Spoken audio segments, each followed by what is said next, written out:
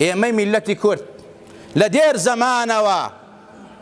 بەڕاستی بەناو دینەوە بەناو دیموکراتیەوە بە هەموو شێوازێک زوڵممان لێکرێت. ئێستا لەم وەزعەدا لەم کات و ساتە دژوارەدا ئەبینین خوێنی کورد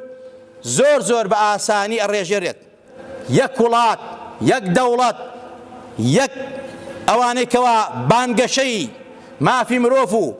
عەدالەت و دیموکراسی و ئیسلام و موسڵمانیان هەڵکردووە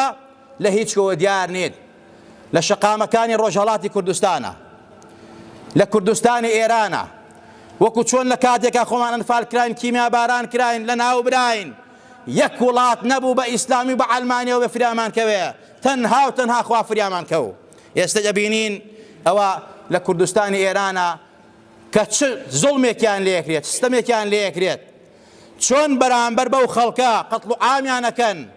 کوا وڵاتانی ئیسلامی، کوا دەوڵەتانی ئیسلامی، کوا وڵاتانی عەرەبی،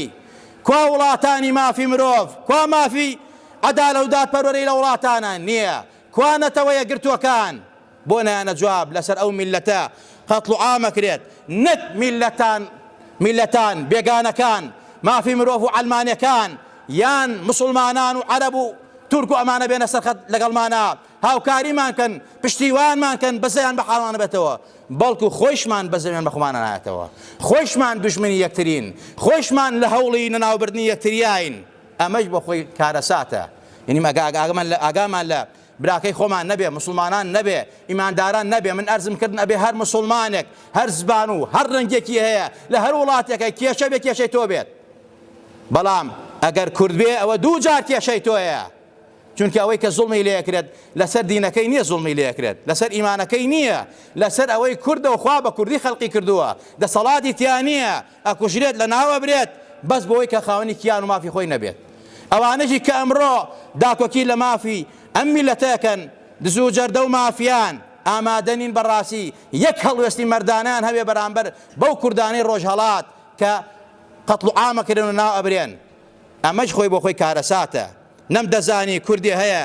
کە پشتگیری دوژمنانە، نەم دەزانی بۆ خوێن و مافی کورد هەرزانە، گەر ناتوانی باش ببینی دوا ڕۆژی زۆردار نەمانە، پانی مێژوود هاوار دەکا، مردن بۆ شاو بۆ تۆقانە، سەرکەوتن بۆ مافی گەلە، بۆ خەبات و کۆڵنەدانە. دڵنیابە ڕۆژێک لە ڕۆژان ئەو میلەتە سەرەکەون، ڕۆژێک لە ڕۆژان ئەو میلەتە ئەبن بە خاوەنی شتی خۆیان، بەڵام ڕسوایی و نەکبەتی و خەجاڵەتی بۆ ئەوانەیە کە هاودەستی دوژمنن، پشتیوانی دوژمنن لەگەڵ دوژمنان. یەکێک لە شاعیران و ئەدیبانی ئەم میلەتە لە پێناو ئازاری ئەم میلەتە، لە پێناو ژانی ئەم میلەتە، بۆ ئەم میلەتە، بەدبەختی ئەم میلەتە، قوربەسەری ئەم میلەتە، کوشت و کوشتاری ئەم میلەتە، قەتڵ و عامی میلەتە فەرمێت دێتە گوێم بدەنگێ بە سۆز و شیوەن و گریانەوە، ناڵەی دڵمە لە حەسەد خاتی کوردستانەوە، لا نەوازە و بێکەس و مەزلومن ئێستا قەومی کورد، گا بە دەستی تورکەکان و گا بە دەستی ئێرانەوە، ئیسمی ویجدان و عەدالەت بێموسەمایە و درۆ، بۆ سیاست ئەم قسە کەوتۆتە سەر لێوانەوە. ڕاستە گەر ئیسمی عەدالەت بۆچی بونداڵانی کورد وێڵ و سەرگەردانن بسوڕێنەوە بەسەر کێوانەوە، هێندە پیسە بەختی کورد بۆ کوشتن و تاڵانیان، کۆمەڵێ دەشتەکی نەگریس هاتوون بە ناودینەوە، حاڵی کورد ئێستا لە بەینی تورک و ئێران و عەرەب بێچووە تەیرێکە کە کەوتەتە داوی منداڵانەوە. هەزار ڕەحمەت لەم شاعیرە زۆر زۆر ڕاستە، ئەم قەومە و ئەم گەلە بەدەست ئەو سێنەتەوە ئەناڵێنێت، هەموویشان بە ناو دین و زوڵمان لێکەن، قەتڵ و عاممانەکەن، لە ناومانە بن، خیانەتمان لێکەن، پێیان خۆش نییە نینۆکمان هەبێ سەری خۆمان بخورێنین. و ئەوان دوژمنمانن، زۆرێکیش لە ئێمە پیاوی ئەوانین و دەسەڵاتی ئەوانمان بەدڵە پشتیوانی ئەوانەکەین، ئامادەین پشتیوانی گەل و نەتەوەی خۆمان بکەین کە کاتێک ئەبینین زوڵمیان لێکرێت، قەتڵ و عامەکرێن، خیانەتیان لێکرێت، پەرلەمانی کوردستان حتاکو ئێستا هەڵوەستێکی مەردانەی نەنواردووە. و الحەمدولله مامۆسایانی ئەودی و ماوەسایان هەڵساون بۆ پێشوازی سەرۆکاری ئەم شۆڕشە بۆ ئەوەی کەوا خەڵکێکی نەگریسی بێدین سەرۆکاری نەکا، وەک چۆن پێشەوا قازی و شێخ مەحموود نەور و کۆمەڵە لەو سەرکردە ئاینانە هەر لە کۆنەوە ئەوان مافی ئەم میلەتە و حەقی ئەم میلەتیان پاراستووە و لەگەڵ ئەوا بوون کە ئەم مافیە میلەتە پارێزراو بێ، هەر ئێستا ئەوانن لە سەرجادەکان لەگەڵ خەڵکە لەگەڵ میلەتی خۆیانە بەرامبەر دوژمن و نەیار و ناعەز و گولەی دوژمن وەستاون، زۆرێکیان بریندارن ناڕەحەتن. بەڕاستی ئێمەش لێرەوە هاوخەمیانین پشتیوانیانین لەگەڵیانین مادەم شۆڕژێکی پاکە، شۆڕژەکە بۆ ئەوەی کەوا حەق و مافی خۆیان بسێنن، شۆڕژەکە لە بەرامبەر زوڵم و ستەمکاری هەم بۆ دینەکەیان هەم بۆ نەتەوەکەیان. ئێمە ئەبێ وابین بەرامبەر یەکتری و پێویستە زانایان وێکێتی زانایان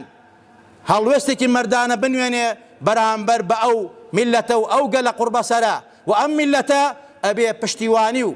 هاوکاری و ماندووبوونی شۆڕشەکانی ئەودی و یا کوردستانی ڕۆژهەڵات قەت لە یاد نەکا لە کات و ساتێکە ئەم میلەتە ئاوارە بوو، ئەو خەڵکە خزمەتی چاکی ئەم میلەتەیان کرد. برامانن، کەسمانن، کوردن، هاوزبانمانن، لە هەموو سەروی هەموو شتێکەوە هاودین و هاو مەزهەبمانن. خوای گەورە بیان پارێزێ و خوای گەورە لە هەموو لایەکمان خۆش بێ، خوای عاقیبەتمان بەخێر بگێڕی، خوای لە بەڵاو باو نەخۆشی لامان دەی، خوایە چینی زاڵم و ستەمکار سووک و ڕسواکەی. یا ڕەبی خوای ئەوەی زوڵممان لێکە، ئەوەی خیانەتمان لێکە، ئەوەی دژ بە میلەتەیە، ئەوەی قەت و عامی ئەم میلەتەیەکە، ئەوەی ڕەحم و سۆزی ناکا بەرامبەر بە میلەتە، ئەوەی لەگەڵ دوژمنایە. یا ڕەبی خوایە ئەگەر شیاوی داد نییە خوایە سووک و ڕسوایکەی، خوایە ڕەحمی پێ نەکەی، خوایە جێش و جاچە لە ناوبەری، خوایە ئەم میلەتە بەس تۆی هەیە، بەس تۆ پشتیوانی ئەم میلەتەی، هەر تۆ پشتیوانمان بووی پەروەردگارە. هاوکاری ئەو میلەتە بە، هاوکاری ئەو خەڵکە بە، ئەوەی کوردستانی ڕۆژهەڵات ئەمڕۆ زوڵمیان لێکرێ، ئەیان کوشن دانە پڵۆسێنن لە زێدی خۆیان دەیانەکەن.